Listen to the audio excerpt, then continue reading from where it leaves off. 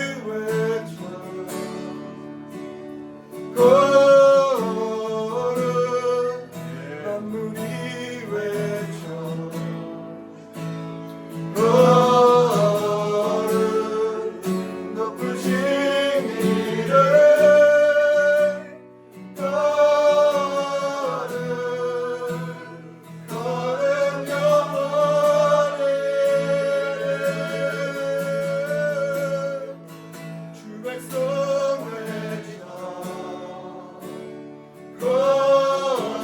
거룩 왕의 왕 주께 거룩 주는 영원해 거룩 영원해 천사들 외쳐 아멘 거룩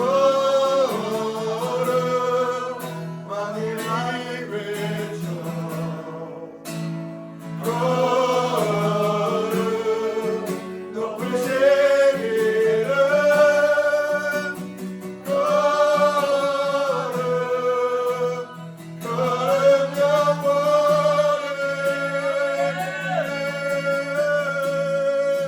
주 백성 외쳐 아멘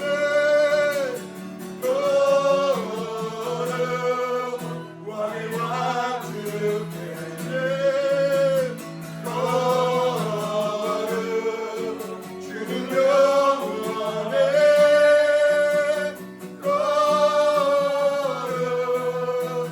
거룩 영원해 가장 높은 이름 가장 높은 이름 가장 크신 이름 홀로 위대하신 이름 모든 통치보다 모든 통치보다 모든 능력보다 홀로 위대하신 이름 가장 높은 이름 가장 높은 이름 가장 높은 이름 홀로 위대하신 이름 아멘 모든 통치보다 모든 능력보다 홀로 위대하신 이름 천사들 외쳐 거룩 만물이 외쳐 아멘 거룩 높으신 이름 거룩 거룩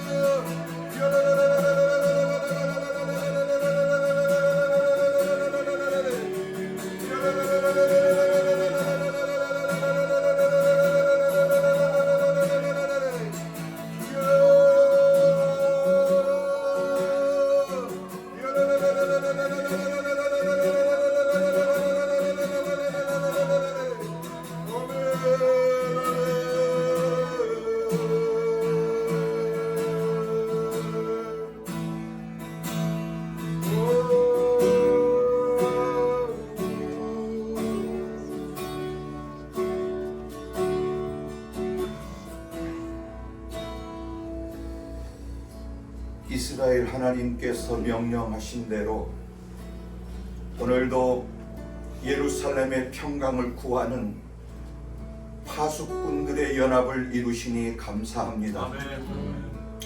오늘도 마음을 모아 힘을 모아 성령님이 통치하시는 영으로 부르짖어 주님의 나라를 구하오니 오늘도 이스라엘에 하나님의 더욱 강력하신 통치가 임하여 주시옵소서. 환난 날에 내게 부르짖으라 하신 그 음성과 약속을 오늘 전쟁 중에 있는 이스라엘이 깨닫고 기억하여 여호와 하나님을 부르며 그 환난 날에 여호와 하나님을 부를 적마다 크고 비밀한 일이 열려져서 저들의 심령과 입술에서 바루카바베세마도나이의 고백이 일어나는 영적인 변화와 개혁이 하늘문 열어주시는 은혜로 임하게 하여 주시옵소서. 그날을 위하여 오늘도 변함없이 주님 앞에 부르짖사오니 아버지여 들으소서, 속히 응답하소서. 그리고 이스라엘에게 영적인 회개의 영이 임하여 주시옵소서. 오늘도 우리가 말씀으로 더욱 깨어있기를 원하여 하나님 우리의 영적인 포커스가 이스라엘을 향하여 대속죄를 향하여 하나님 우리의 발걸음과 중심이 모아지기를 소망하오니 오늘 이 자리에 모인 파수꾼들 위해 주의 성령이 강권하시고 사로잡아 주시고 깨어있는 분별과 각성의 영을 부어 주시옵소서. 영광 받으실 그리고 우리를 통치하시고 구원하실 만왕의 왕 예수와 하마시아의 이름으로 기도 올립니다. 아멘.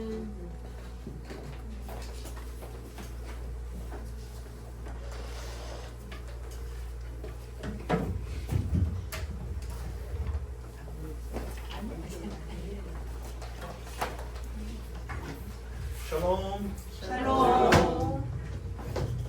오늘 대속죄에 대해서 우리가 나눌 건데 이번에 대속죄일 11일 날 이번 주 금요일 날이 대속죄일이에요.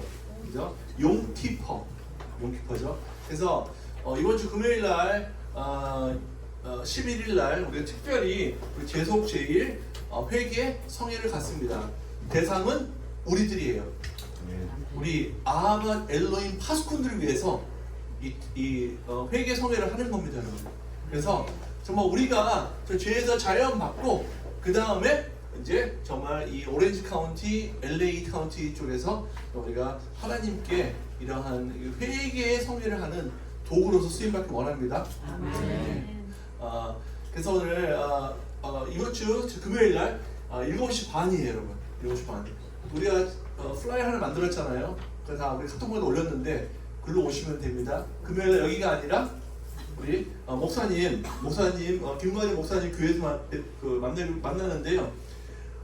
생명수 생물 교회.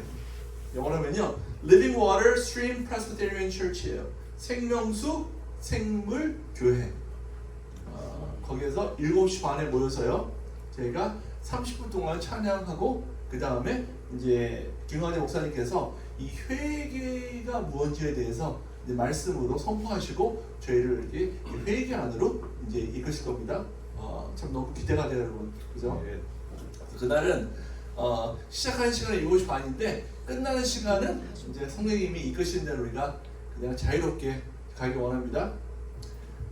이 대속죄 용키퍼에서 대해서 제가 말씀 나누기 전에 이 용키퍼를 너무나 아주 잘 이렇게 우리 그 믿는 사람의 관점에서, 그러니까 메시아닉 유대인 관점에서 용키퍼가 무언지에 대해서 너무나 잘 설명하시는 분이 있는데 그분이 레바이 슈나이더이라고 있어요. 레바이 슈나이더 이 목사님의 이 티칭을 가지고 제가 오늘 강의를 만들었는데 레바이 슈나이더 목사님이 브레드 TV에서 이제 그 자막을 넣어서 그분이 대속죄를 설명한 게 있습니다. 그걸 우리가 제 입으로 하는 것보다 이분 전체 걸 들어보고 제가 거기에서 이제 그걸 좀 정리해서 그리고 제가 받은 감동을 넣어서 오늘 이제 제가 나누러 가겠습니다. 그래서 하기 전에 이 영상을 좀 보시죠. 영상이 한 15분 정도 되는 것 같아요.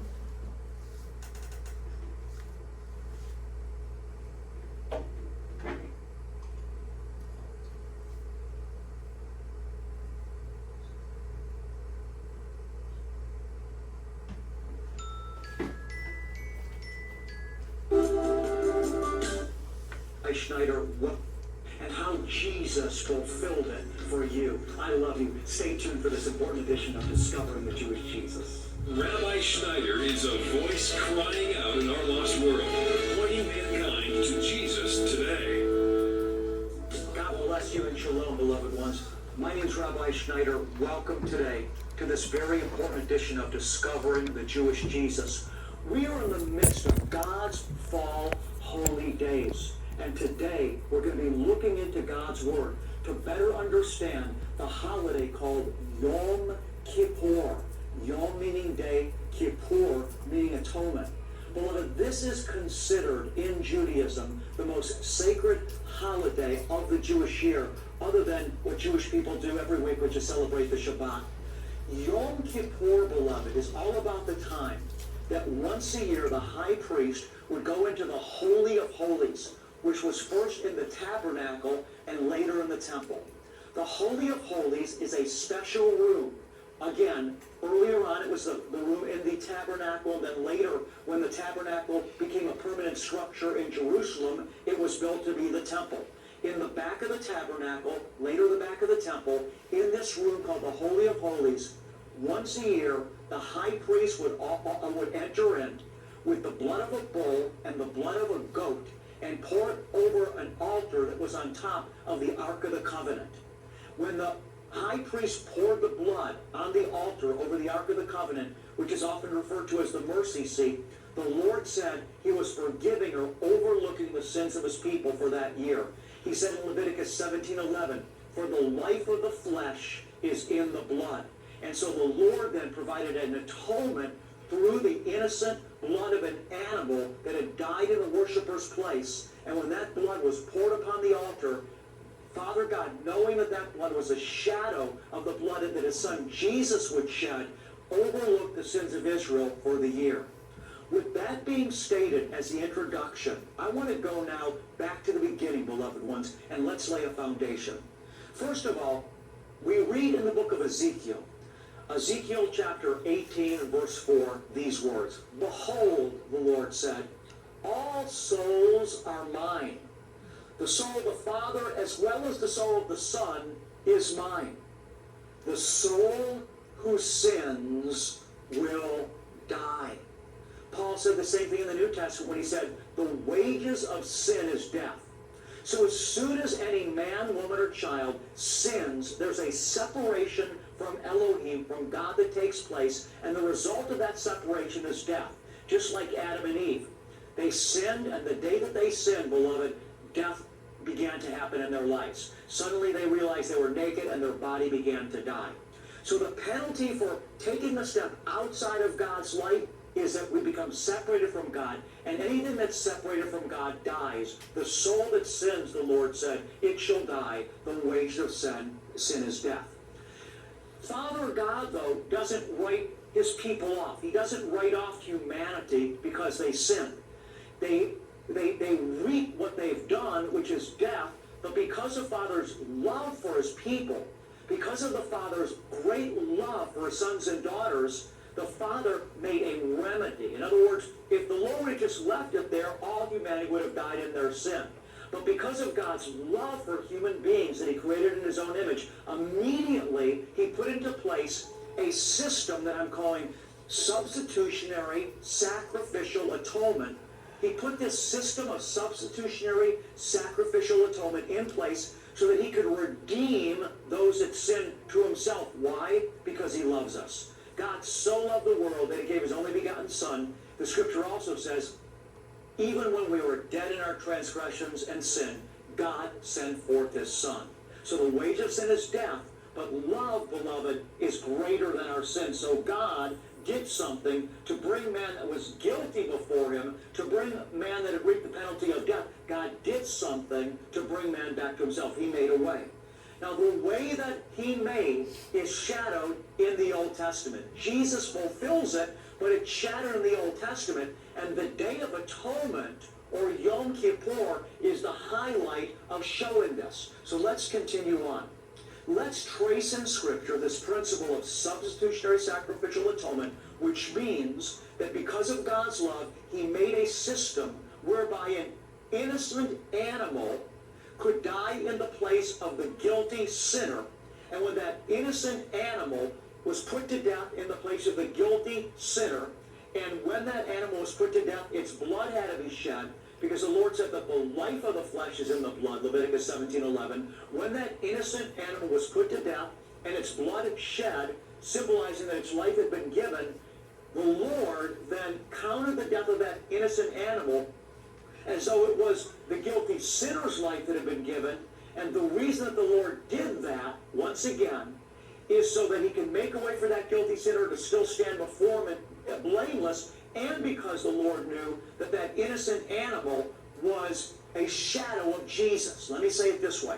If you go to the department store and purchase something, you put your item on the checkout counter and you give the cashier your credit card. Now, the cashier takes your credit card, she runs it through the machine, and she then allows you to take your merchandise home. Now, think about it. Your credit card was not real money, but when that cashier swiped your credit card, she knew that because she swiped it, real money was coming. That real money was going to be transferred into that department store's bank account. And it was the same way, beloved, in the Hebrew Bible. These innocent animals were like a credit card. The Bible says that the blood of the bulls and the goats in the book of Hebrews, which were the types of animals that were given sacrificially in the Old Testament for the life of the guilty sinner, the book of Hebrews tells us that these bulls and goats, their blood could never really take away sin, but the Lord accepted them as payment because he knew that real payment was coming in his Son, the Lord Jesus, who shed his blood and died in our behalf. Amen. Now, I want to continue on, and I want to trace this theme with you in the Hebrew Bible so that you can fully appreciate why Jesus died for you. Let's go to the beginning. Let's go to the thought of Passover. When the Lord delivered his children out of Egypt, how did he do it? By having them select an unblemished Passover lamb, right? Then they put that lamb to death and took the blood, right? The blood of that lamb and applied it over their doorpost. And when judgment passed over the land of Egypt that night, every home that was under the blood, right, the angel of death passed them over. So from the very beginning, as God forms Israel as a nation, we saw that it was when an innocent lamb died in their place and they were under the blood of that lamb, because the blood was put over their doorposts, that the penalty for sin upon the Egyptians passed them over. We see then the very institution of how blood covered people from God's judgment against sin. Now, as Moses and the children of Israel followed the Lord out of Egypt, he brings them to Mount Sinai.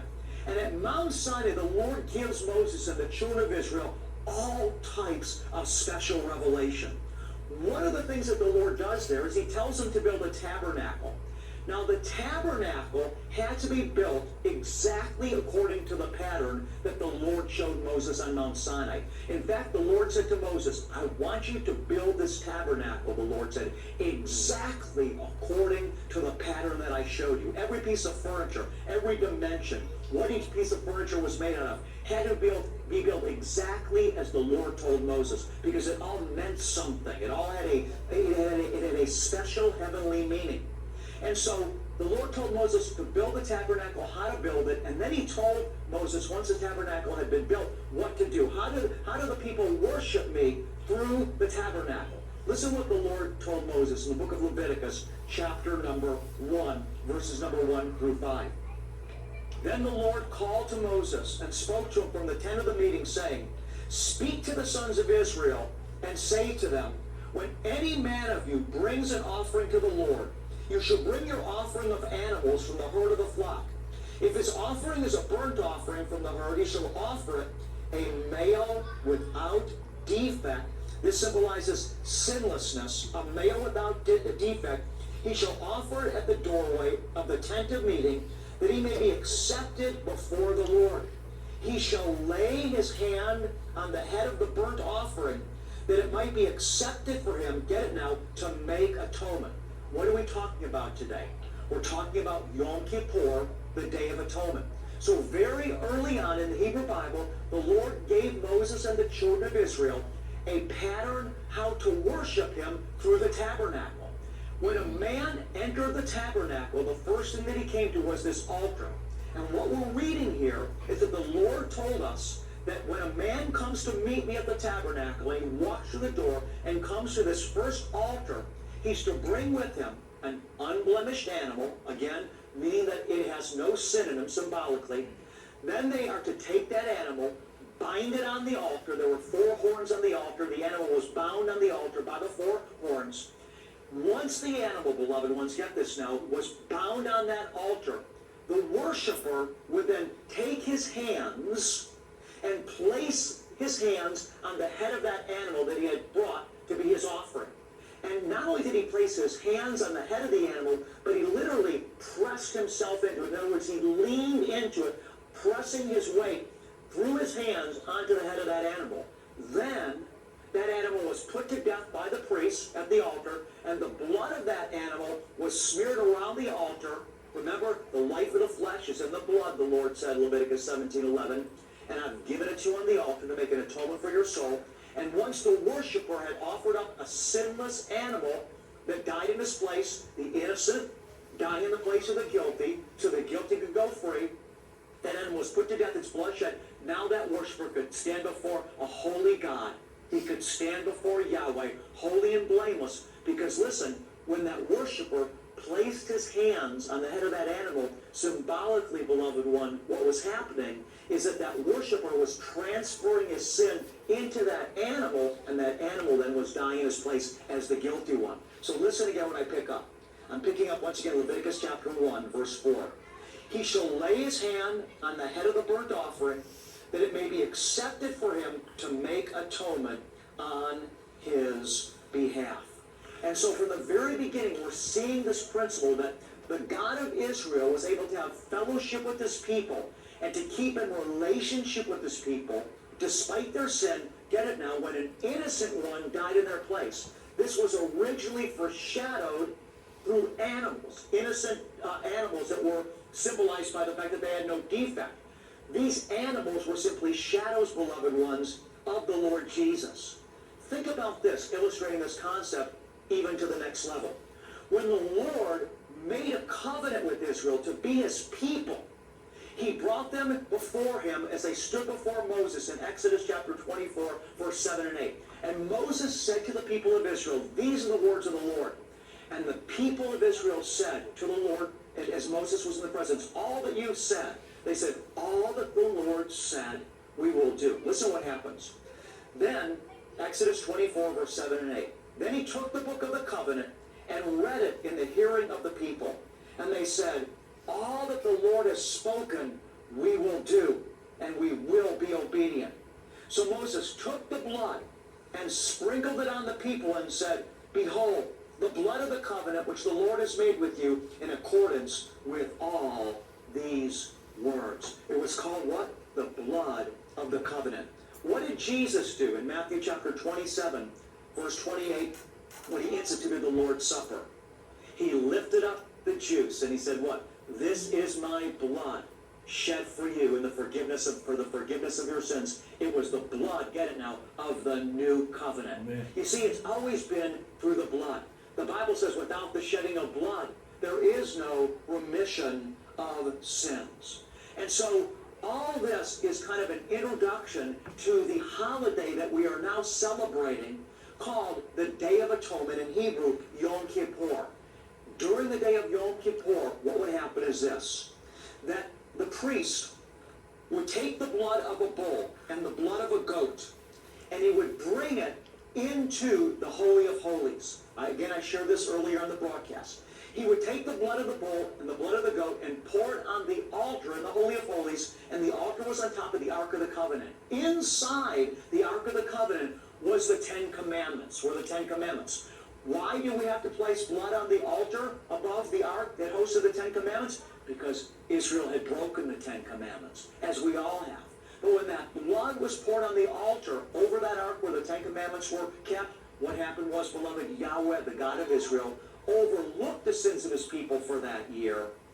And the reason he did it is because that blood that was poured on that altar, beloved, was a shadow of the blood that Messiah Yeshua was going to shed for us. Amen. Listen to the book of Hebrews, chapter number 9, verse 6 and 7.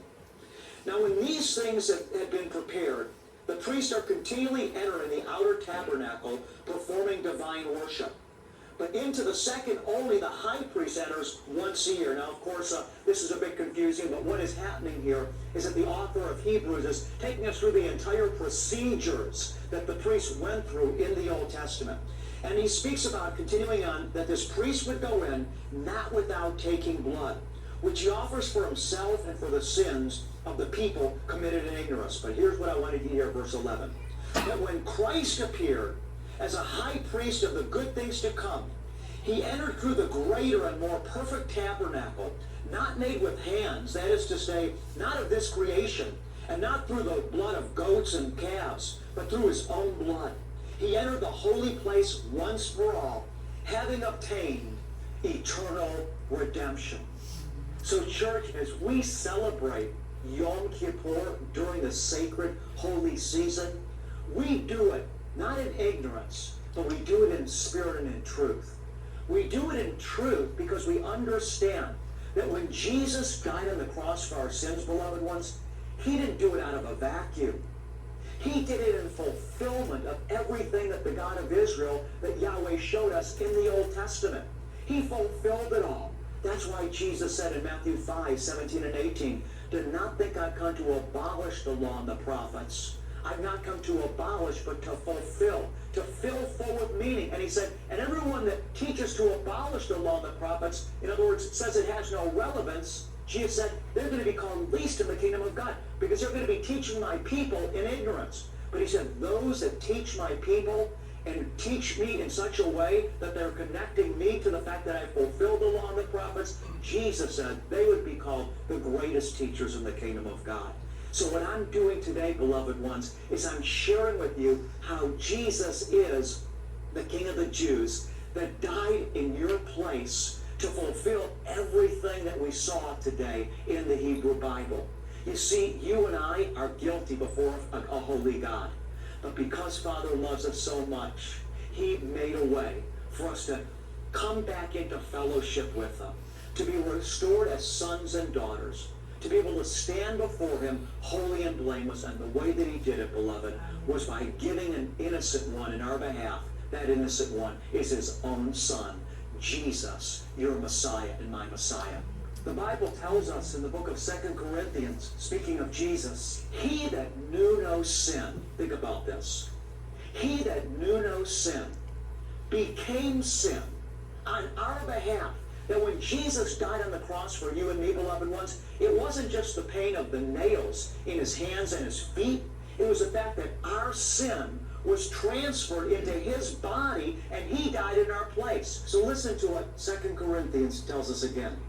He that knew no sin became sin on our behalf, that we could become the righteousness of God. Jesus took our sin, died in our place, and he gave us his righteousness instead. So as we celebrate Jesus today, through recognizing what he's done for us on the Day of Atonement, beloved, I want you to know this is what it's all about. I want you to know right now, no matter what you've done, you can be forgiven today. If you're watching this broadcast and you've never reached out to Jesus, I want you to know he loves you today. He's knocking at the door of your heart. He died for you. And he's just waiting for you to say, Jesus, I'm sorry. Please forgive me. 그러니까 이 용키퍼가 예수님이 십자가에서 돌아가신 것을 기념하는 날이 용키퍼란 말이에요. 그래서 참 이스라엘을 모르고 이스라엘의 여호와의 절기를 모르니까 이 용키퍼는 대속죄일은 우리랑 상관없다고 이렇게 얘기하잖아요. 근데 대속죄일은 예수님이 십자가 못 박고 돌아가신 사건에 대한 예표입니다. 그죠? 그러면은 이 대속죄일 용키퍼는요 언제 일어나냐면요, 여러분 여기 이게 하나의 타임 플랜인데 여기서 보면은 모세가 이제 40일 동안요 시내산으로 올라갔었어요. 모세가 몇 번 올라갔죠? 2번 올라갔죠. 한 번 올라갔다가 내려왔는데 막 소를 만들어가지고 모르시파가 있어가지고 열받아가지고 그냥 부셔버렸잖아요. 그래서 그러고 난 다음에 모세가 다시 또 올라갔어요. 시내산을. 그래서 이스라엘 민족에 대해서 이제 용서해달라고 막 구했잖아요. 구하면서 여기에서 그 무시무시한 말이 나와요. 와, 정말 언제 그런 말 할 수 있을까 생각하면 정말 생명의 책에서 Book of Life에서 내 이름을 지우라고, 그리고 그들을 용서해달라고. 야, 이거 어마어마. 여러분들이 누구를 위해서 생명의 책에서 나 대신해서 그 사람들을 위해서 구원해달라고 이렇게 할 수 있는 분이 없잖아요. 근데 모세가 그때 유대인들, 이스라엘 민족을 놓고 이 범죄했기 때문에 이걸 해달라고 기도를 했잖아요. 그때가 이제 2번째 올라갔을 때 그때 하나님께서 직접 쓰셨죠. 이제. 그래서 돌판을 2개를 받았어요. 그래서 시내에서 내려온 날, 도착한 날, 내려와서 그 돌판을 제시한 날이 바로 그날이 바로 이 용키퍼라고 합니다. 아멘. 용키퍼, 그 다음에 수컷이 연결해서 나오죠. 이 용키퍼는요,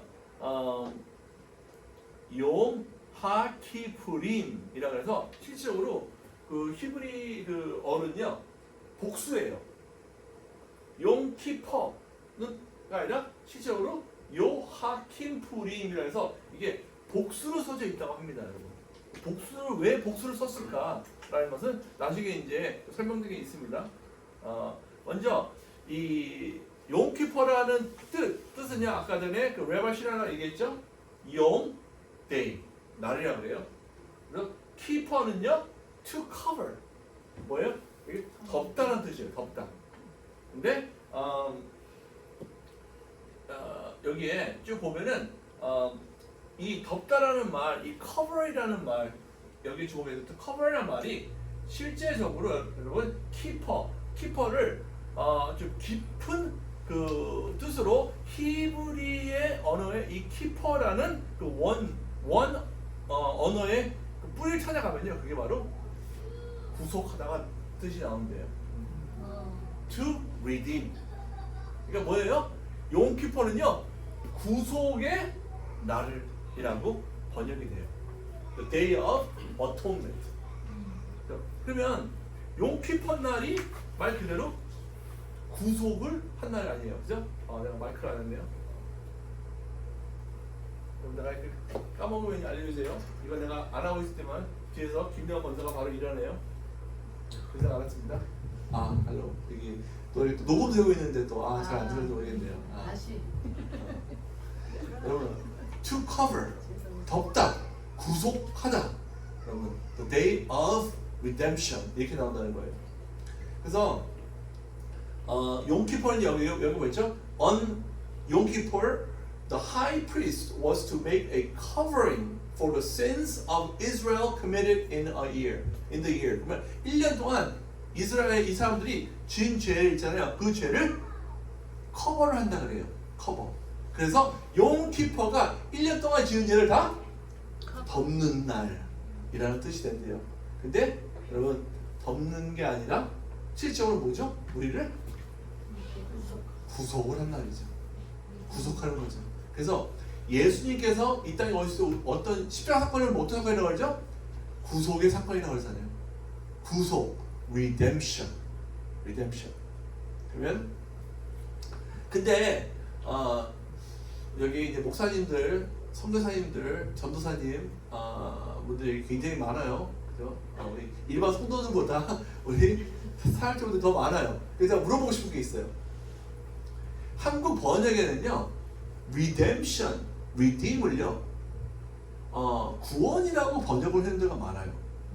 구원, 구속이 아니라 구원이라고 번역되는 데 맞는데, 근데 영어로는요, redemption과 salvation은 단어가 다른 하나예요. 그죠? 구속과 구원 다르잖아요.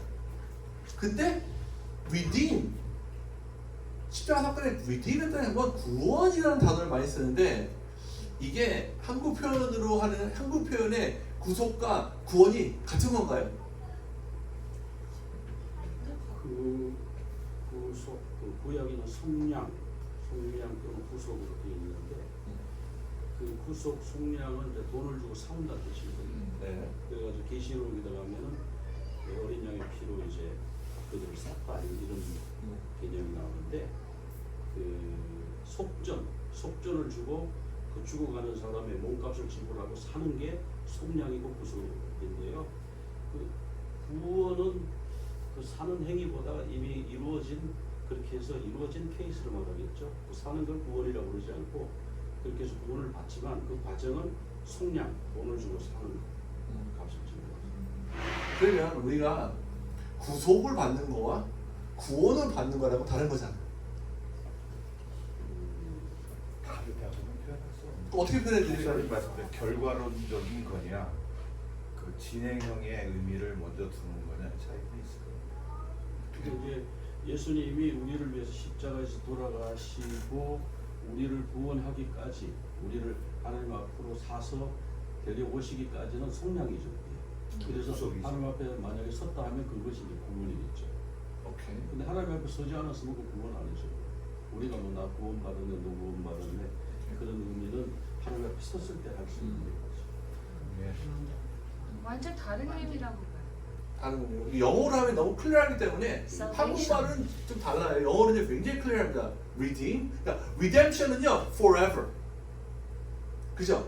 redemption forever, eternally 얘기하잖아요. 그러니까 구속은요 영원하다고 얘기를 해요, 성경에서. 그죠?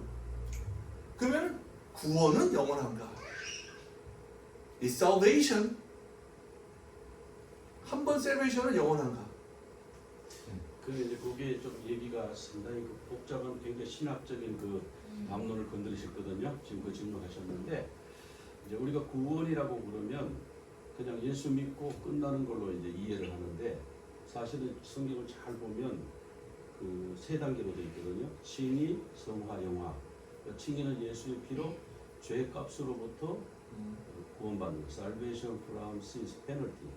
그다음에 성화가 있어야 돼요, 성화 구원. 근데 이거는 이제 교회에서 이거를 강조를 안 해버리니까 구원받고 그냥 자기 마음대로 해버리거든.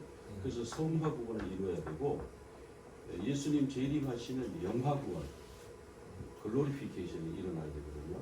그래서 그런 면에서 그걸 전체를 이제 구원이라고 볼 때 봐야 되는데, 구원을 예수 믿고 그냥 당신 구원 받았습니다 이렇게 과거형으로 해버리면, 현재 완료형으로 해버리면 그게 성경에서 말씀하는 거, 지금 말씀하신 속량하고도 안 맞고, 성경에서 말씀하신 구원론하고도 안 맞는 거죠. 혹시 이거에 대한 게 혹시 우리 브라이드 TV에 혹시 있어요. 있나요? 예. 브라이드 TV에서 뭐라고 타이틀이 돼 있죠? 구원의 서정이라고 치면 그 나와요. 브라이드 TV에요. 제가 추서 올려. 구원의 서정. 서정을 찾아서 목사님이 올려주세요.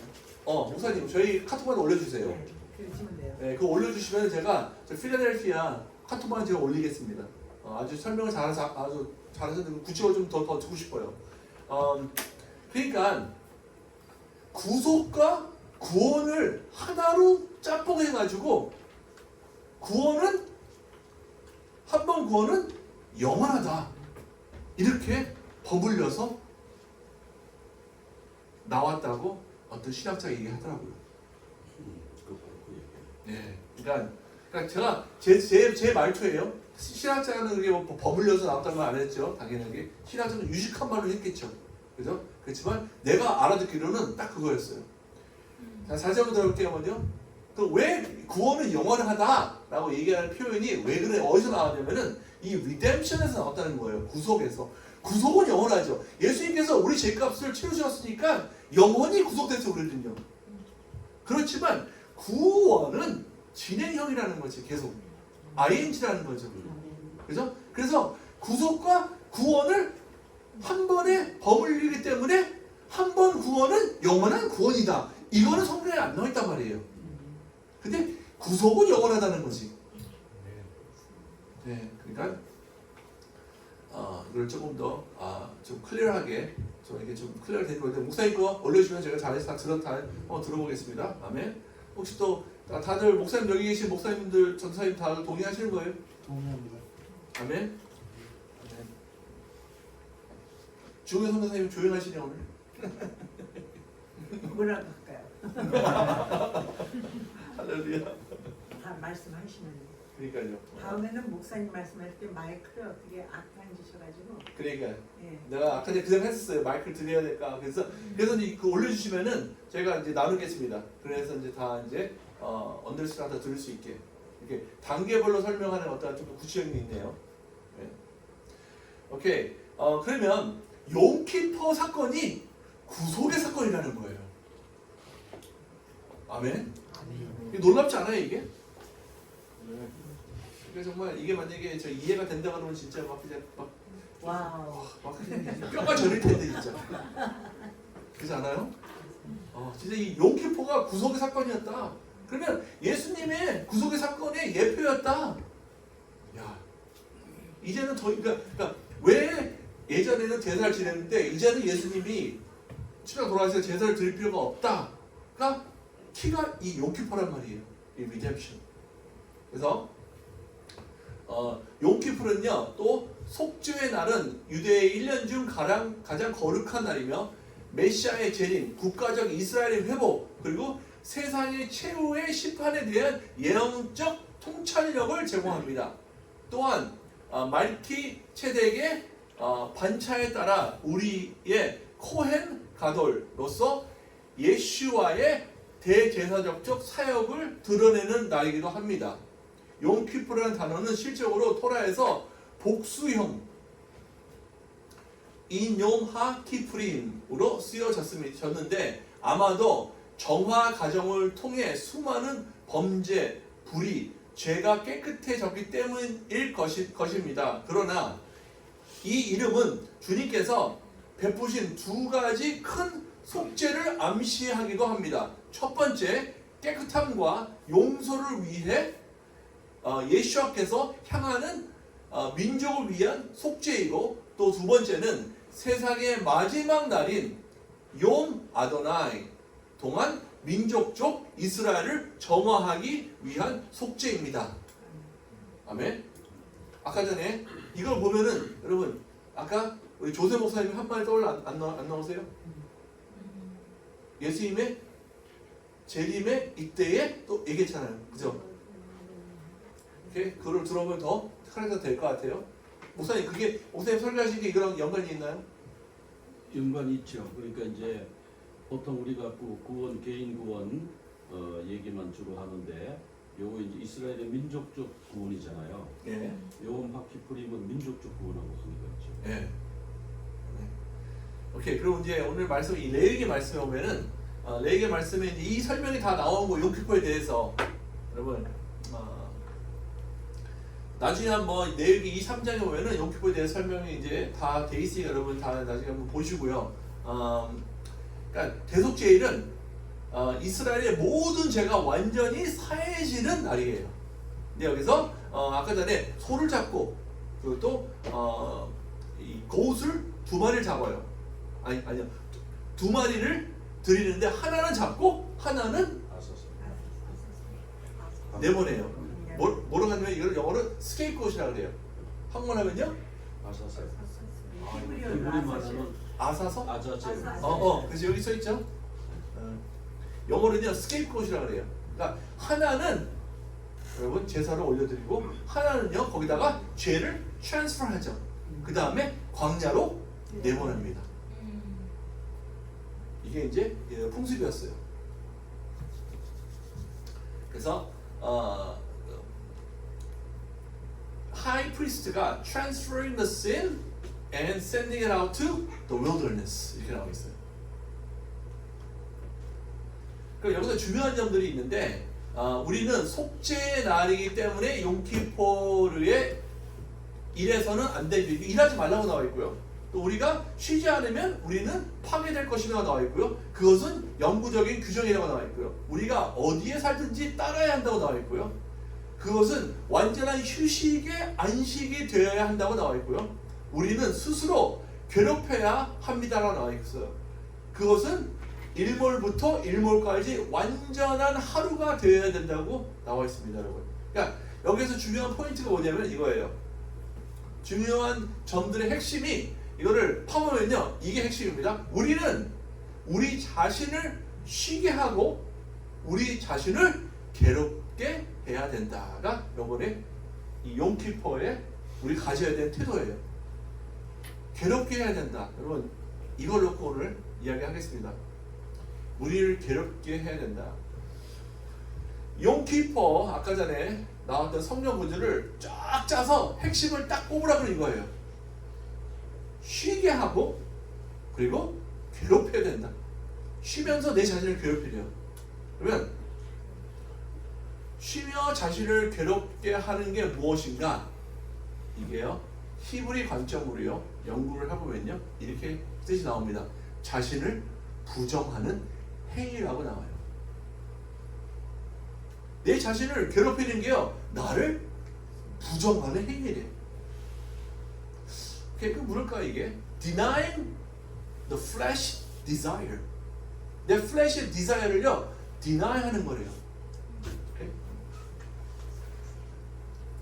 목사님 가시기 전에 이 자신을 부정하는 행위가요 바로 이게 적히게 들어가면요 회개입니다. 회개. 오케이? 요거 한 번 더 보고 하세요. 하나 더 금방. 롱큐프르는 회개와 속죄의 관계에 관한 것입니다. 음식을 거부하는 것은 육체를 거부하는 것에 대한 은유일 수 있지만 용키프르의 진짜 교훈과 문자적 적용은 회개가 하나님의 법에 어긋나는 육체를 거부하는 것으로 이어진다는 것입니다. 여러분 회개가요 뭐예요? 회개가 하나님의 법을 어긋나게 하는 육체를 거부하는 것으로 이어진대요. 여러분 하나님과 하나님의 그 법을 우리 육이 막 그냥 거기다 싸우잖아요. 이거를 우리 육을 죽이는 거래요. 아멘. 이게 바로 뭐예요? 회개래 회개. 근데 이 회개가 여러분 그러면 히브리 관점에 무엇을 얘기한다고 그러죠? 바로 이거를 얘기한다는 거예요. 이 과정. 목사님 금요일에 뵙겠습니다. 샬롬. 네, 목사님 또 가서 또 저기 교회 인도하셔야 돼서 네, 샬롬. 네. 급하게 슬라이드 넘어왔는데 다시 한번 정리해볼까요, 여러분? 자신을 부정하는 행위래요. 그러니까 내가 내 자신을 부정하는 행위는 죄에서 막 우리 이 육체가 막 원하는 짜릿짜릿한 죄가 있잖아요. 끊는 게 있잖아요. 이거를 내 자신을 죽이면서 부정하는 행위래요. 그게 그 행위가 그러면은 무엇의 결과냐? 어떻게 내 자신을 부정할 수 있냐? 어떻게 나를 괴롭히는 거냐? 나를 괴롭히는 게 뭐냐? 회개라는 거예요. 철저하게 회개하는 게 나의 자신을 괴롭히는 거예요. 그래서 회개와 속죄와의 이 관계가 바로 이 관계래요. 내 자신을 괴롭혀서 회개하는 거. 그래서 그 회개를 통해서 이제 내 자신을 괴롭히는 걸 통해서 우리가 시승을 받고 성화의 첫 번째 단추를 끼면서 여기에서부터 시작을 하는 거예요. 나비가 될 때까지 쭉 가는 과정이라고 합니다. 그래서 영어로는 transformation. 여러분 영어가 너무나 이게 확실하잖아요. transformation. 이거에서 이걸 바뀌는데 이거 완전 100% transformation 아니에요, 이거? 또 다른 말은요, sanctification이라고 그래요. 이건 뭐예요? purify 된다, 정화가 된다 이런 뜻이잖아요. 근데 성화라는 진취적인 뜻은요, 변화죠. 그래서 그 로마서 8장에 보면은 너희가 11장서부터 그냥 8장 11장서부터 14장까지 다시 함께 우리 봉독할까요? 시작. 그리스도를 죽은 자 가운데서 살리신 이의 영이 너희 안에 거하시며 그리스도 예수를 죽은 자 가운데서 살리신 이가 너희 안에 거하시는 그의 영으로 말미암아 너희 죽은 몸도 살리시리라.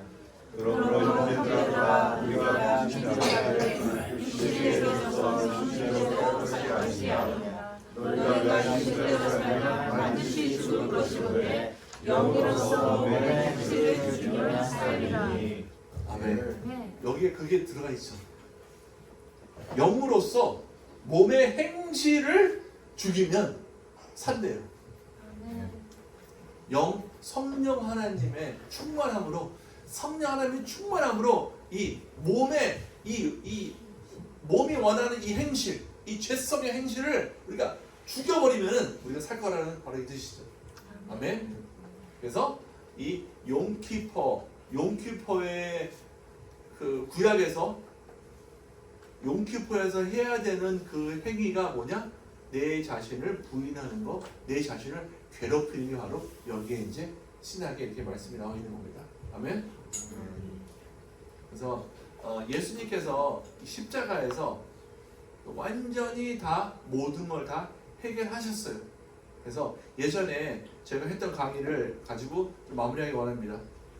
히브리 관점의 엘리 라마 사박다니, 예전에 제가 강의를 이걸로 했었죠.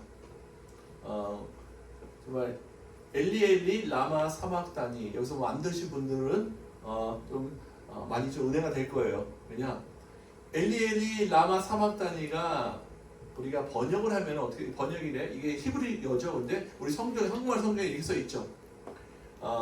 나의 하나님 어찌 나를 버리셨나이까? 라고 이야기를 했어요. 이게 이제 우리 성경에 이렇게 나와 있는데, 여기에서 중요한 게 있는데, 이게 정말 예수님께서 나의 하나님 어찌 나를 버리셨나이까? 이게 예수님이 돌아가시기, 십자가 못 박혀서 돌아가시기 직전에 하신 말이에요. 얼마 전에, 그죠? 돌아가시기 바로 전에 하면은 예수님이 얼마나, 그래서 설교를 들었을 때 어떻게 들었죠? 우리가 얼마나 예수님이 괴로웠으면, 얼마나 힘들었으면은 이렇게 이야기했을까 라고 우리가 생각을 하죠. 근데 예수님 생애 때 하나님을요, 나의 하나님이라고 부른 적이 없는 거 아세요? 아바, Father잖아요. 근데 여기서는 어떻게 나의 하나님이라고 표현을 했어요. 그래서 이제 이 사건이 이제 여기서 먹고 돌아가실 때 이걸 얘기했죠. 오케이? 근데 여기 세 가지 중요한 좀 관찰을 해야 되겠는데, 하나님이 어떻게 하나님을 버릴 수 있습니까? 좀 질문해보죠. 하나님이 어떻게 하나님을 버릴 수 있을까요? 예수님께서는 결코 자신의 아버지를 하나님이라고 부르지 않으셨습니다. 이는 성경에서 직접 인용한 것입니다. 여러분, 예수님께서 너무 괴로워서 십자가에서 하나님이요 왜 나를 버리셨습니까? 한 게 아니라, 이 강의를 들으신 분들 생각나세요? 아주 그냥 처음 듣는 강의 같죠? 또 눈빛을 보니까 다들 처음 보는, 맞아, 눈이 커지는 게 처음 보는 거야 지금. 그죠? 아니요, 기억나세요, 권사님? 완전히 기억은 안 나는데 이거 아니라는 거는 했던 건 기억은 나요. 두세 번은 해야 기억이 완전히 나요. 그러면 하나님의 나를 어떻게 버릴 수 있습니까? 오케이? 첫 번째, 하나님이라고 부른 적이 없어요. 예수님이 생애 때. 근데 여기서는 하나님. 근데 이건 뭐냐면은 예수님이 사역을 통해서 구약 성경을 다 인용하셨어. 구약 말씀을 다 인용하셨어요. 이것도요, 구약 말씀을 인용한 것뿐이에요. 아멘. 네. 아멘. 시편에 이렇게 나와 있어요. 시편을 인용하신 거예요. 왜냐면 예언을 성취를 해줘야 될 거 아니야. 예수님은 예언을 100% 성취하셨어요. 아멘. 그러니까 이 예언을 한 거를 인용해서 성취하신 거예요. 보세요. 내 하나님이여, 내 하나님이여, 어찌 나를 버리셨나이까. 이거는 누가 한 말이죠? 다음 날. 다윗이 한 말이죠. 그죠? 근데 이게 메시아, 오실 메시아의 예표였잖아요. 그죠? 그렇기 때문에 이거를 이제 인용을 한 거예요. 바로 이 말이 바로 우리가 잘 알고 있는 엘리 엘리 라마 사막다니. 내가 예전에 이 엘리 엘리 막 사막다니 이 플레이를 보면서 그때 플레이 때 그래서 막 이걸 하려면 이렇게 하나님 예수님이 얼마나 괴로웠으면 그랬겠나, 이거를 나타내야 된다고 막 그랬거든요. 우리 다 그렇게 하고 있었죠. 예수님이 얼마나 괴로웠으면 정말 육을 가시 예수님이 괴로웠겠죠. 힘드셨겠지. 정말 안 힘들겠어. 얼마나 힘드셨겠나. 그랬는데 예수님이 그 곤욕을 다 거치시고 그 채찍을 거치시고 정말 못 먹는 것도 그러니까 모든 수란을 다 버티셨는데 맨 마지막에 조금만 참으면 되는데 맨 마지막에 예수님 닮지 않은 말을 했다. 이게 바로 엘리 엘리 라마 사막다니를 내가 그렇게 생각했었어요. 내가 이 말은 정말 예수님 닮지 않은 말인데 왜 이 말을 하셨을까, 나는 정말 궁금했었어요. 그러다가 이 말씀에 숨치기도 하고 아까 이제 그 아사셀 양이 염소라고 그럴 수도 있고 양이 그게 뭐냐면 백성의 죄를 지고 광야로 멀리 보냄을 받아서 죽는 그 염소거든요. 여기 지금 아사셀하고 사탄이라고 그림에 나오는데 이것도 지금 이제 그 좀 잘못된 그건데 원래 그 아사셀이 사탄에게 바치는 희생 제물이 아니고 그건 이제 그래 되면 배상설이 되거든요. 하나님이 사탄한테 배상을 하고 인류를 구하는 이렇게 되기 때문에 그 문제가 생기는 건데 그 아사셀은 뭐냐면 에즈아잘, 원래 히브리어는 아자젤이에요. 에즈아잘, 에즈가 염소고 아잘이 고에 멀리 보낸다는 거예요. 그래서 그 원어로 풀면 가난해요. 배상설 사탄에게 바친 그 타락한 천사가 아니고, 그러니까 예수 그리스도는 백성의 죄를 짊어지고 멀리 버림받아서 희생하시는 그 아사셀 양이 바로 예수님이시고, 여기서 그래서 어찌하여 나를 버리셨나이까, 백성의 죄를 짊어지고 버림받은. 지금 아까 그 아세셀 사탄의 야동 놔두고 싫었는데 다른 그림이 없어가지고 그냥 그 그림을 내가 넣은 거예요. 조그맣게 서 있는 거 보셨네. 그거는 아니에요. 근데 여러분 하도 강의 준비하다 보면요, 막 그림 내가 원하는 그림들 다 없어. 많이 없어. 그래도 한계가 있잖아. 그러니까 이렇게 그냥 해놨는데 여러분 너무 좋은 포인트죠. 여러분 하나님의 나를 어찌 나를 버리셨나이까라는 어떠한 이 말씀에 정말 또 성취하는 그거들. 그러니까 들어갈수록 정말 어마어마한 기본들이 너무 많이 숨어 있어요, 진짜. 그래서 이 말씀을 성취하셨고, 근데 라멘스라는 이 힌트 우리가 힌트를 얻는다. 라멘스 방식에 이거는 히브리적인 어떤 관점에서 힌트를 받는 어떤 걸 설명하는 건데요. 청중이 그것을 더 넓은 의미와 맥락을 알 것이라는 가정하에 히브리어 성경의 구절을 암시하는 키워드나 문구를 언급한 다음 그 맥락을 현재 교육 수준에 적용하는 관행이래요, 이게. 그러니까 무슨 말이냐면은 구약에 있었던 것을 신약에서 이렇게 코트하거나 사인들을 보내서 구약에 있는 것을 이렇게 이루는 거다. 구약에는 연관되는 거다. 이렇게 힌트를 주는 이 방식이 이 레멘스라는 방식이라고 합니다. 그래서 이 시편에 이렇게 쭉 보면은 이제 이게 이제 오늘 하나님이 왜 나를 어찌하여 버리셨습니까? 라는 어떠한 그 사건에 쭉 나오는 게 시편 22편이에요. 그래서 이사야도 이렇게 예언이 되어 있죠. 그는 멸시를 받아 사람들에게 버림을 받았으며 강고를 많이 겪었으며. 여러분 이사야와 이제 시편도 그렇고 다 예수님을 다 예표잖아요. 예언하는 거였잖아요. 또 시편에 보면은 나를 보는 자는 다 나를 비웃었으며 입술을 삐죽거리고 머리를 흔들며 말하되 그가 여호와께 의탁하니 구원하실 걸 그를 기뻐하시니 건지실 걸 하나이다 하고 이렇게 얘기하잖아요. 이제 마태복음 보면은 또 그런 일이 있었죠. 대제사장이 이렇게 또 서기관들과 장로들과 함께 희롱을 했대요. 여기 보시면 어떻게 해요? 입술을 삐죽거리며 머리를 흔들며 너무나 자세히 하지 않았어? 입술을 삐죽삐죽 하면서 우리도 지금 그러잖아요. 그죠? 근데 여기를 그 대제사장 서기관들이 뭐예요? 장로들과 함께 희롱을 이렇게 막 했대요.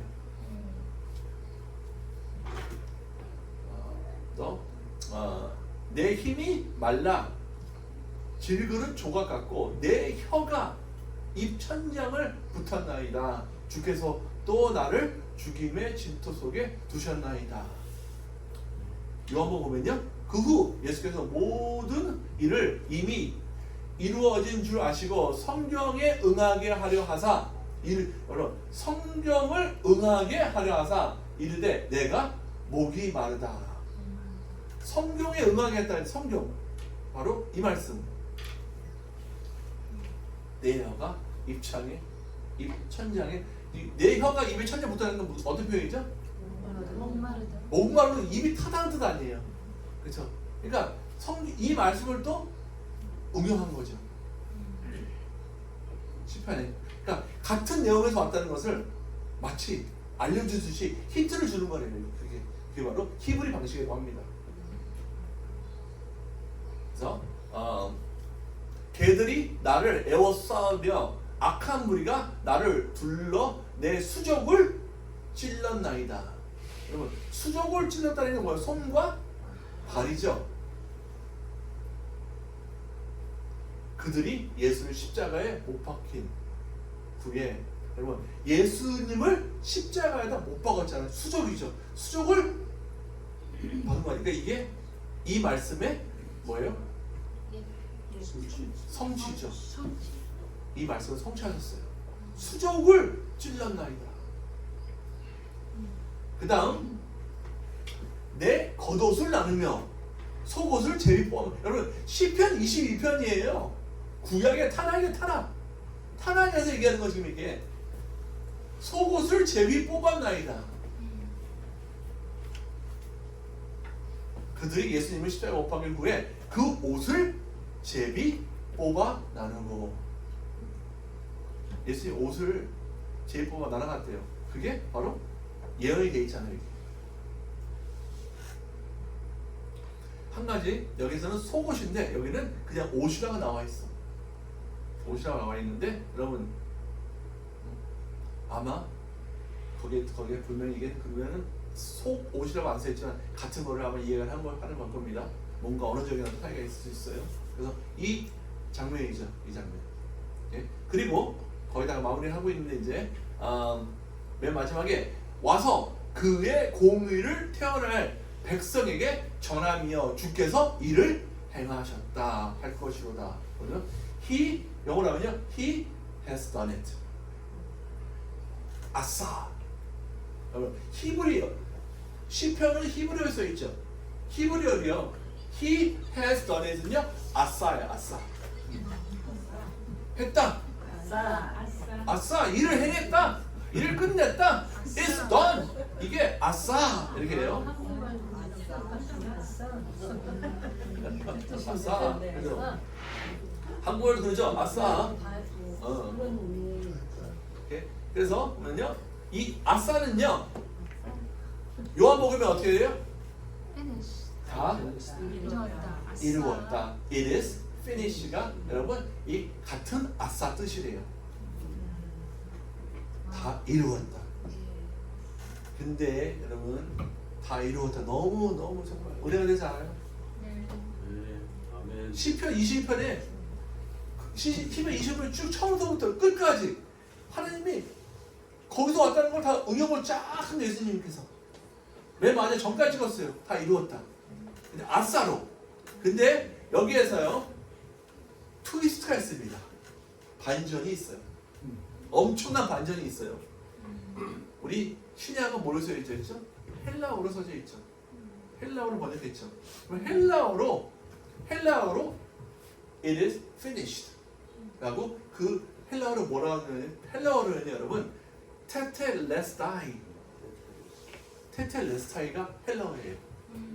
근데 헬라어로 테텔레스타이 뜻은 여러분 지금서부터 소름이 안기지만 이상 이해가 안 되는 사람 막 닭살이 막 튀어나와야 돼 막. paid in full. 소름이 끼쳐요. 소름이 끼치 안 소름 끼쳐요? 소름이 끼칩니다. paid in full 뭐예요? 대가를 다 지불했다라는 뜻이잖아요. 예수님이 맨 마지막에 십자가 돌아가실 때 다 끝났다가 아니라 내가 대가를 다 지불했다 하고 숨을 거두셨대요.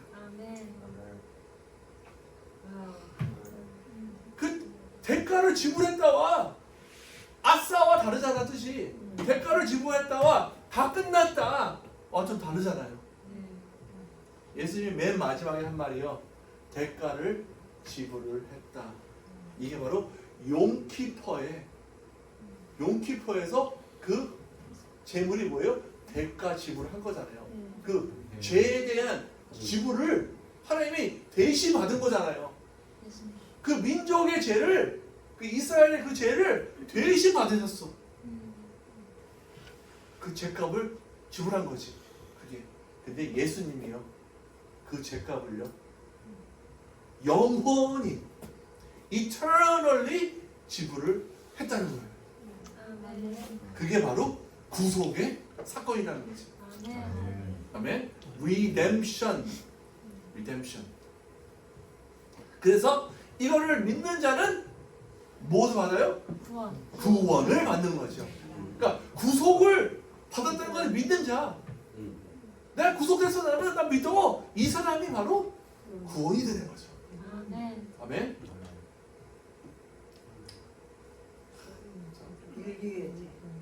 인류의 죄. 유대인의 죄가 아니고 인류의 죄. 그래서 내가 유대인 죄라고 그랬나요? 아 그래요? 아 그래요? 필라델피아 죄송합니다. 아, 인류의 죄예요. 혹시 내가 이렇게 막 실수가 나와요, 막 이렇게 있으니까. 우리 이방인까지 다 포함됐어요. 인류의 죄. 인류의 죄입니다. 아멘. 아멘. 너무 좋아요. 이렇게 막 하다가 틀리면 막 그대로 막 수정해 주잖아. 아니 참 이런 강의를 본 적이 있어요? 강사 틀렸는데 관중이 막 수정해 주는 강의? 여기밖에 없을 것 같아요. 진짜 하나님 나라 너무 행복해요. 그래서 Because you are one. Because we are one. That's right. 그래서 내가 어쩔 때는요. 내가 그냥 이렇게 막 그냥 내가 감동받아 막 만들었잖아. 내가 막 그냥 막 가만히 질르는 거야. 틀리면 얘기하겠지. 배짱이야. 하나님께서 우리를 죄를 위해서 값을 다 완전히 지불을 했다는 거죠. 그러니까 보세요. 예수께서 신 포도주를 받으신 후에 이르시되 다 지불을 하였다 하시고 머리를 숙이니 영원히 떠나가십니다. 이게 완전히 틀리지가 않아요. 미니 다 이루었다가 다 지불을 하셨다. 다 지불을 하셨다가 여러분 이 용키퍼 이 히브리적 관점에서 너무나 맞잖아요.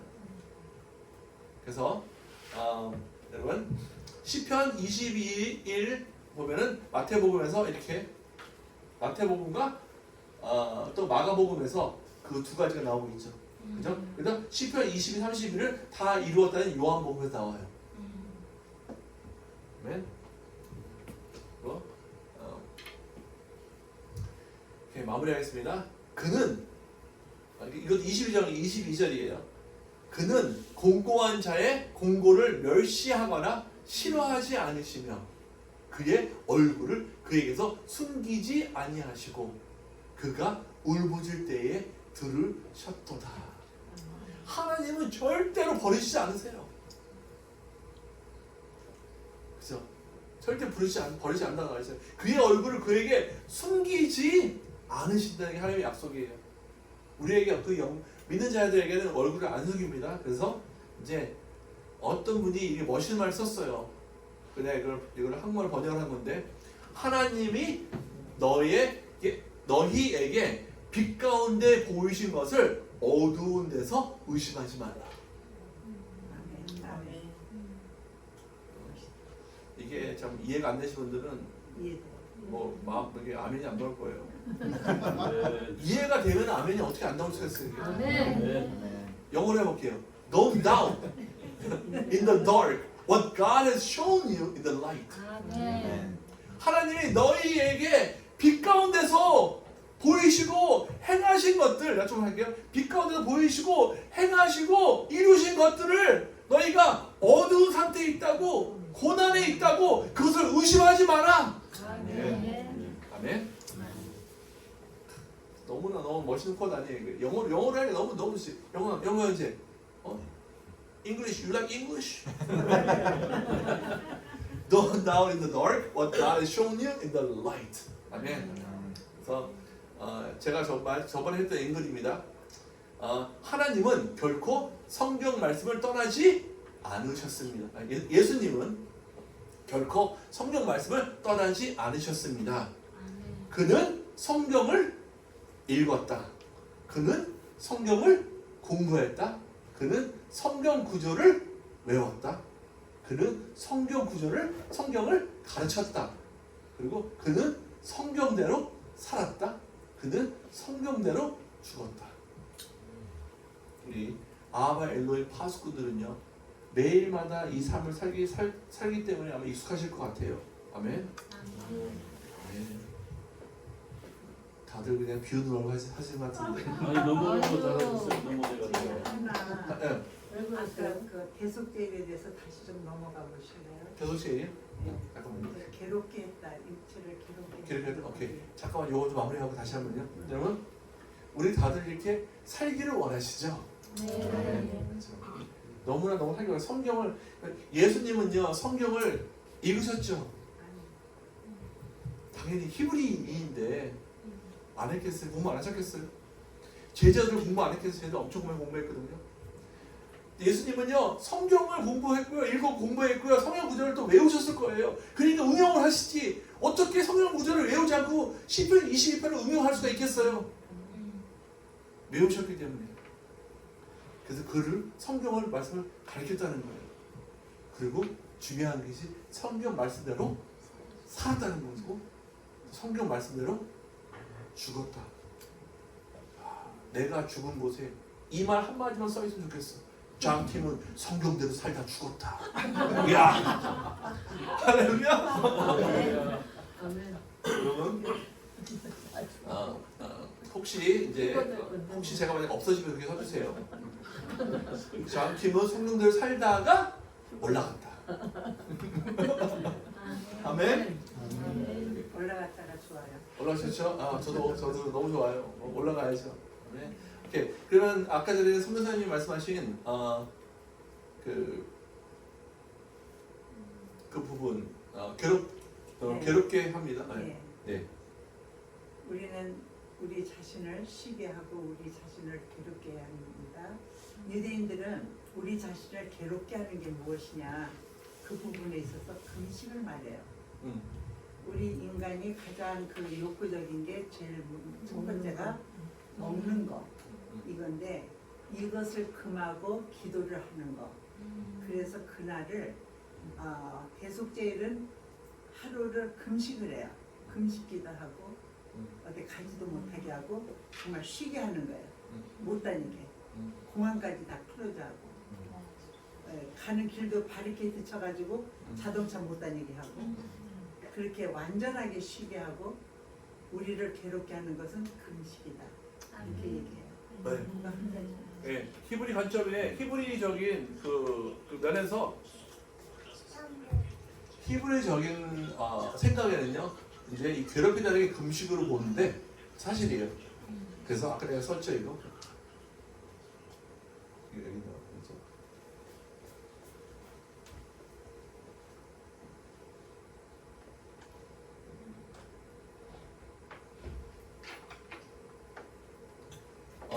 거기 나와. 예. 그래서 음식을 거부하는 것은 육체를 거부하는 것에 대한 은유일 수 있지만 용키푸르의 진짜 교훈과 문자적 적용은 회개가 하나님의 법에 어긋나는 육체를 거부하는 것으로 이어진다는 것입니다. 금식기도 하면서 회개하는 거예요. 그러니까 금식에 이제 이 의미가 있는데 이제 왜 그러면 금식을 해야 되냐가 이제 그 근본적인 이유가 이제 이거라는 거지.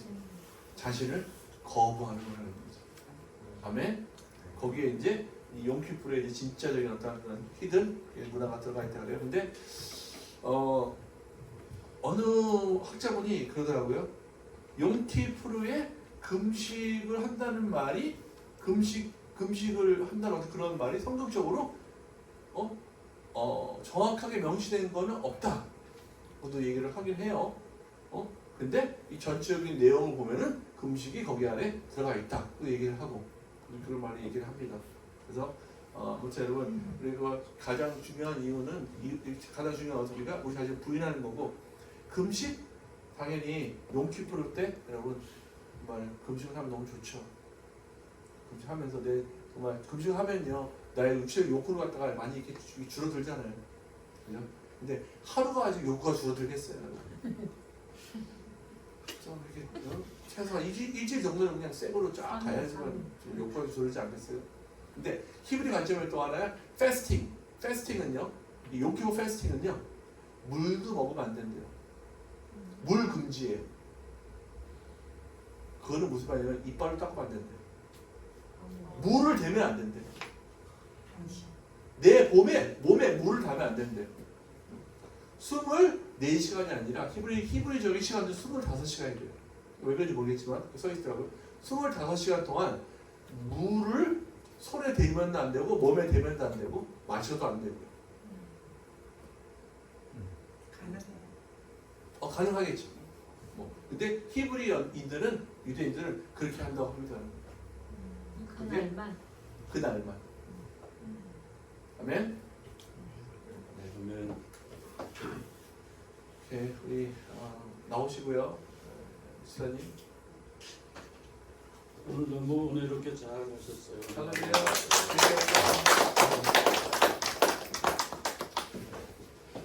진짜 그 목사님 그 구속과 구원에 대한 그 정리된 거 너무 중요해요. 그거 우리가 모두가 다 그걸 보고 좀 더 깊은 정말 여기 뜻을 좀 이해하길 원합니다. 전사님 신학교 때 그 켈빈주의 쪽으로 배우셨어요? 어느 쪽으로 배우셨어요? 켈빈주의 쪽으로. 켈빈스 쪽으로 배웠으면은 한 번 구원 영원한 구원이라는 그쪽으로 좀 그런 거가 강하더라고요. 네, 그렇겠죠. 네. 그러니까 이게 켈빈이냐 말틴이냐 누구 따라가지고 변호되는 게 아니라 정말 말씀 안에 정말 진리가 선포되는 좀 그거를 정말 우리 기도해야 될 것 같아요. 아멘. 그래서 모든 교회가 정말 진리만 외치는 그런 교회가 되기를 간절히 바랍니다. 그래서 정말 장님이 장님을 인도하지 않고 정말 진리가 진리만이 인도할 수 있게 오늘 그로부터 누가 들으면 조금 오해하기 쉬운데 좀 자세히 해주세요. 어떤 부분이요? 그 한번 구원은 영원한 구원이라고 믿고 있는 사람이잖아요. 아 그래요? 그러니까 좀 처음 듣는 사람은 네, 아까 전에 얘기했듯이요. 필라델피아 리뎀션과 살베이션을 우리가 조금 더 이렇게 좀 더 깊이 봐야 될 필요가 있습니다. 리뎀션은 구속이고 살베이션은 구원인데 이거를 하나로 그냥 짬뽕으로 그냥 돼서 구원이 리뎀션처럼 영원하다. 리뎀션은 영원하고요. 구원은 우리가 ing 이루어 나가야 되는 이 과정이라 성경은 이렇게 설명이 되어 있습니다. 그래서 거기에 대한 것을 좀 더 자세히 좀 더 깊은 뜻을 알려면요 이 저희가 영상 올려드릴 거예요. 이 브라이드 TV 거기 우리 조셉 목사님께서 하신 강의를 잘 들으시고 번호를 쓰면 저도 바로 올릴게요. 그거 보시면은 좀 더 확실해질 겁니다. 아멘. 아멘. 됐나요, 선생님? 이 정도 오해가 풀렸을 것 같아요. 좀 쉽게 얘기해 주세요. 좀 쉽게요? 더 쉽게? 됐어요. 보통 사람들이 많이 오해를 하고 네. 우리 그 이단 아니냐 이렇게 생각하니까 그런 염려에서 이제 얘기하는 게 그냥 쉽게 하나님의 구원은 흔들리지 영원한 구원이고 흔들리지 않지만 사람이 하나님을 떠나기 때문에 그 하나님의 구원은 영원 불변하지만 사람들이 떠나잖아요. 하나님은. 제가 그럼 이렇게 마무리할게요. 아담과 이브도 하나님이 영원히 살 수 있도록 만들었지만 죄를 짓고 떠났잖아요. 그러니까 우리가 지금 영상을 찍으니까 굉장히 좀 불편한 면이 있긴 하네요. 그러니까 생각을 많이 해야 돼서. 우리는 괜찮은데. 네. 그럼 다시 한번 내가 또 마무리를 하자면요. 여러분, 하나님께서 구원을 주신 것을 마음 바뀌셔서 뺏어가는 거 아닙니다. 하나님이 주신 구원은요 영원합니다. 대신에 여러분들이 우리가 사탄에게서 뺏길 수가 있는 거예요. 하나님을 떠나가면서. 맞나요? 예, 그렇게 쉽게 해줘야 돼요. 네, 감사합니다. 질문 있으면 연락 주세요.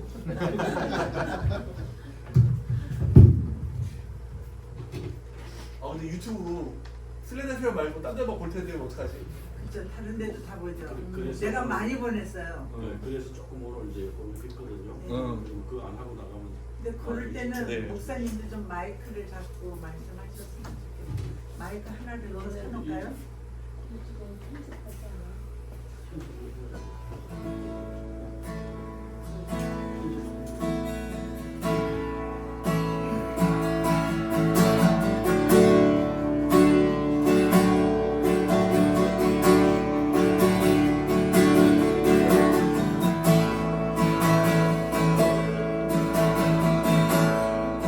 시간에는 우리 이스라엘의 구원과 그들의 회복을 위해서 함께 통성으로 기도하시겠습니다. 주여!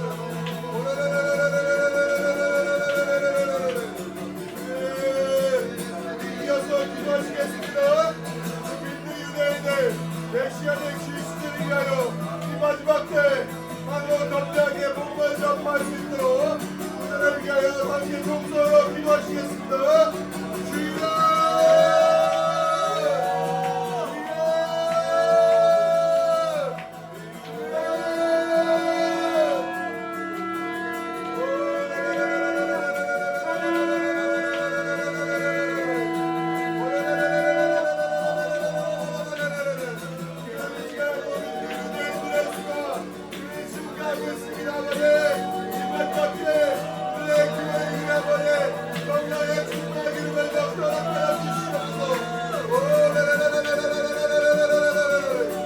오시는 그날까지 나는 감사하게 무궁한 역할 수 있도록 우리의 믿음과 용기와 순종하라 하여 주시옵소서.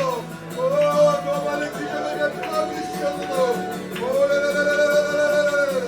그러나 믿음이 되고 우리의 삶을 보고 우리의 시간을 적극으로 만날 수 있도록 우리의 베풀어 주시옵소서.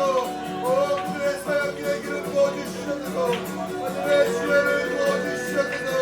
그러나 적지 적지에 우리의 도움이 필요한 성도들을 찾아가서 우리를 향해 복음을 전파할 수 있도록 우리의 지혜를 부어주시옵소서.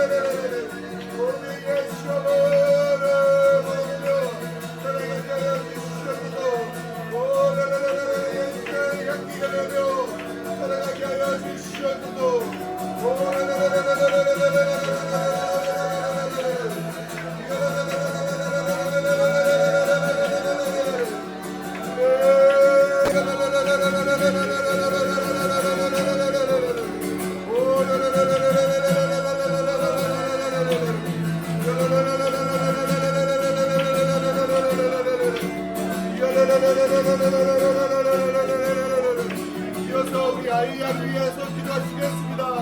열방의 모든 유대인들은 하루빨리 주님이 명령하신 공으로 돌아갈 수 있도록 다 함께 아이야를 위해 통성으로 기도하시겠습니다. 주여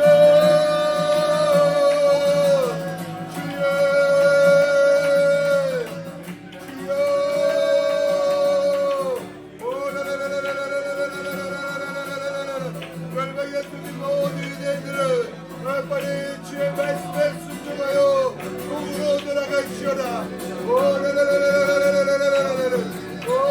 주의 그들의 마음 가운데 주의 말씀에 선포하여 주시옵소서. 그리고 그들의 말씀에 순종하여 빨리 공으로 돌아갈 수 있도록 주의 은혜를 베풀어 주시옵소서. 아이야를 단순히 하는 것뿐만 아니라 그의 주의 말씀에 순종할 때 그들 마음 가운데 기쁨과 즐거운 마음이 샘솟을 수 있도록 평강을 가득할 수 있도록 주의 은혜를 베풀어 주시옵소서. 이스라엘 땅으로 돌아가 주의 정착하여서 우리 예수를 인격적으로 만나고 그들의 입술로 우리 예수를 찬양하는 목소리가 온 교회가 퍼질 수 있도록 우리 예수 주님을 준비하는 거룩한 군사들로 주의 은혜를 베풀어 주시옵소서. 성령의 기름을 부어 주시옵소서.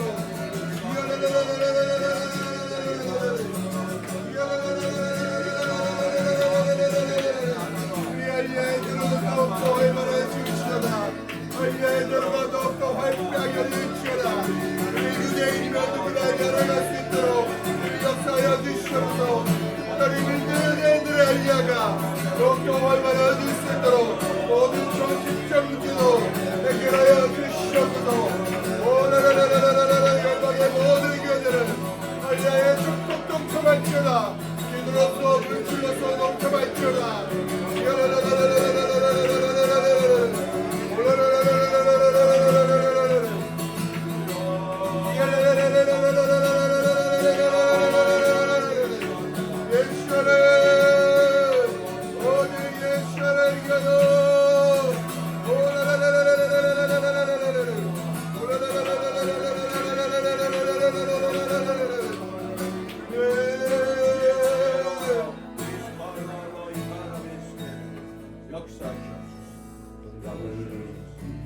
오늘 귀한 말씀 통해서 이 속죄일의 은혜에 대해서 알게 하심을 감사합니다.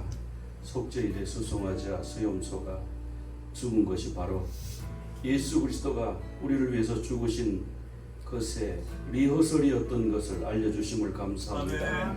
또한 광야로 아사셀 염소로 버림받은 그 염소는 우리의 죄를 짊어지고 세상 죄를 짊어지고 가는 하나님의 어린 양이로다. 세례 요한이 고백했던 것처럼 우리 위해서 버림받으신 주님을 리허설한 것임을 저희들이 믿습니다. 우리 위해서 죽으신 그 주님, 바로 죄 때문인데 그 죄를 주님 앞에 모두 내어놓고 회개하고 자신을 괴롭게 하며 주님의 속죄를 다시 한번 기뻐하는 그런 귀한 시간들로 이 기간을 보낼 수 있도록 도와주시옵소서. 예수 그리스도 이름으로 기도드리옵나이다. 아멘. 예바레헤아 아도나이 베시메레하 야엘 아도나이 파나베 엘레하 비구네카 이사 아도나이 파나베 엘레하 야셈 레하 샬롬. 아멘.